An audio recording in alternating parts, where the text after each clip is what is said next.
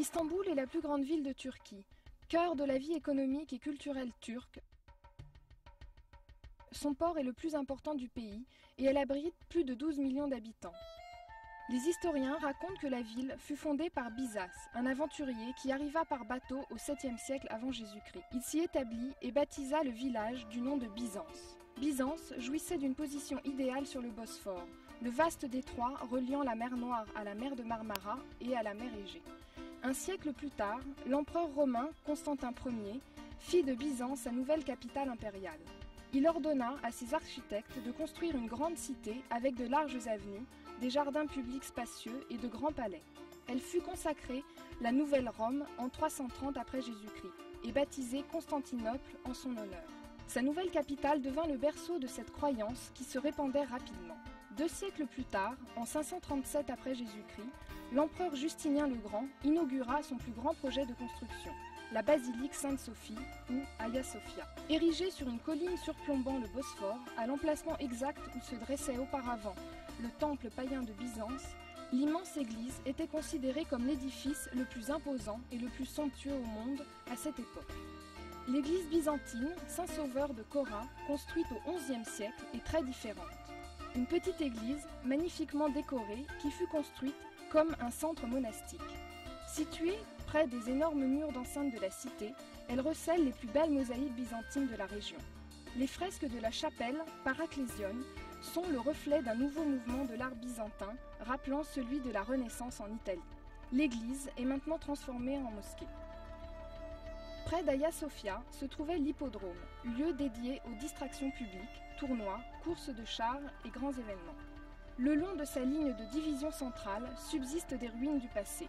Un obélisque égyptien en granit acheminé par bateau sur le Nil, une colonne en serpentine mordorée autrefois coiffée de 3 têtes de serpent, la colonne de Constantin recouverte de plaques de bronze brillant durant la période byzantine.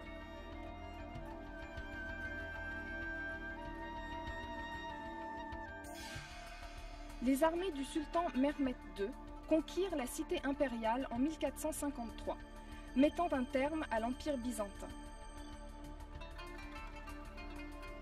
Les sultans ottomans ont embelli leur nouvelle capitale, construisant de grands édifices qui rivalisaient avec ceux de l'architecture byzantine. La mosquée bleue, construite sur ordre du sultan Ahmed Ier en 1616, fut érigée à côté de celle de Sainte-Sophie pour qu'on puisse comparer les 2 styles de construction.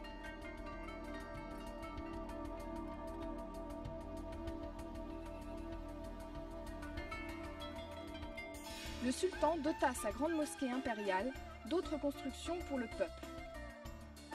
Des fontaines, un hôpital, une soupe populaire, des bains turcs, une école de théologie, des habitations, boutiques et entrepôts.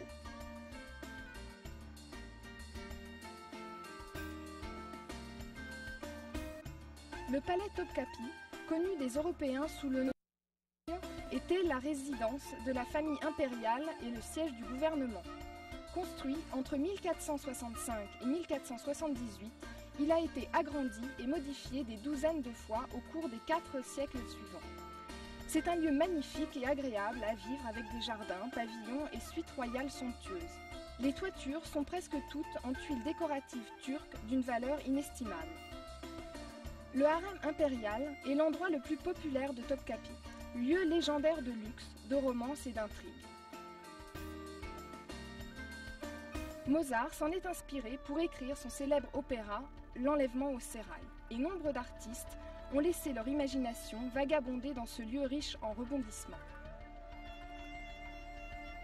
Située sur des axes commerciaux importants, Istanbul a toujours été une cité marchande majeure. Le Grand Bazar, avec ses 4000 boutiques, est considéré comme l'un des marchés les plus fascinants au monde.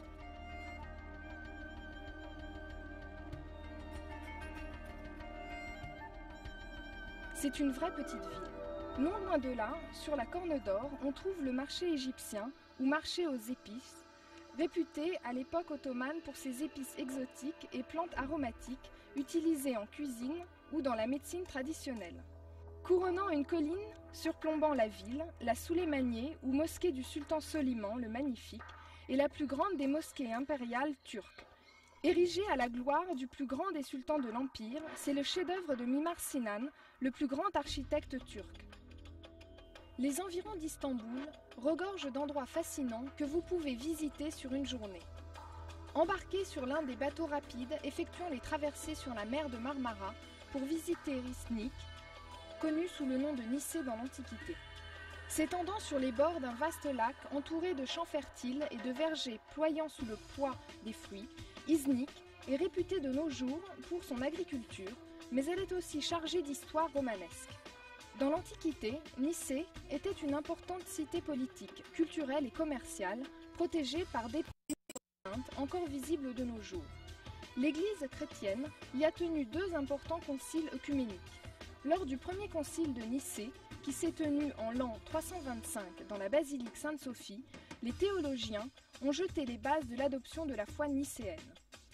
À une courte distance, en voiture au sud d'Iznik, vous découvrirez Bursa, une grande ville en pleine croissance, s'agrippant au flanc du mont Olympe, dans la région de Bithynie.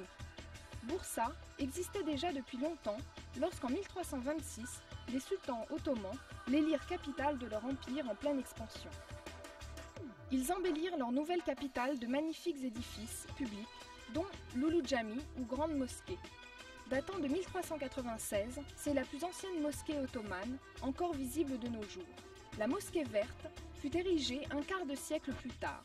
Son style se différencie de celui de l'Ulu Jami, d'influence arabe. Nous donne un aperçu des réalisations architecturales de l'ère ottomane durant les siècles qui ont suivi. Les transactions s'effectuent essentiellement au Kozar Khan, lieu historique datant de 1451. Le fil de soie, d'une texture extrêmement fine, est teint et sert à tisser des foulards, châles, chemises et autres vêtements de couleurs chatoyantes. Le quartier de Çekirge, à l'ouest du centre-ville de Bursa, est réputé pour ses sources d'eau chaude. Les Romains appréciaient ces bains, tout comme les Ottomans avant eux, qui ont restauré et amélioré les installations. De nos jours, Çekirge est doté de nombreux hôtels modernes où les clients peuvent prendre un bain plaisant et vivifiant. Si vous vous dirigez vers l'ouest d'Istanbul ou de Bursa, il vous suffira de quelques heures pour atteindre les Dardanelles, le détroit historique qui relie la mer Égée et la Méditerranée à la mer Noire et à la mer de Marmara. Durant la Première Guerre mondiale, Winston Churchill envoya une importante armée alliée forcer le passage à travers le détroit des Dardanelles pour prendre Istanbul et rouvrir les voies maritimes vers la Russie. La forte résistance de l'armée turque l'a stoppée, mais les pertes furent lourdes de part et d'autre. Les Alliés perdirent plus de 250 000 hommes et les Ottomans également. Surplombant l'embouchure méridionale des Dardanelles se dresse l'ancienne ville de Troie. Son occupation humaine remonte à l'âge du bronze. Les historiens contemporains pensent que la guerre de 10 ans avait probablement pour cause le contrôle du détroit des Dardanelles. Quoi qu'il en soit, les Troyens la perdirent. Ils furent incapables de repousser l'énorme cheval en bois des Achéens qui pénétra dans leur ville. Durant la nuit, les soldats achéens, cachés à l'intérieur du cheval, en sortirent et ouvrirent les portes de la ville aux envahisseurs. Troie fut saccagée et brûlée.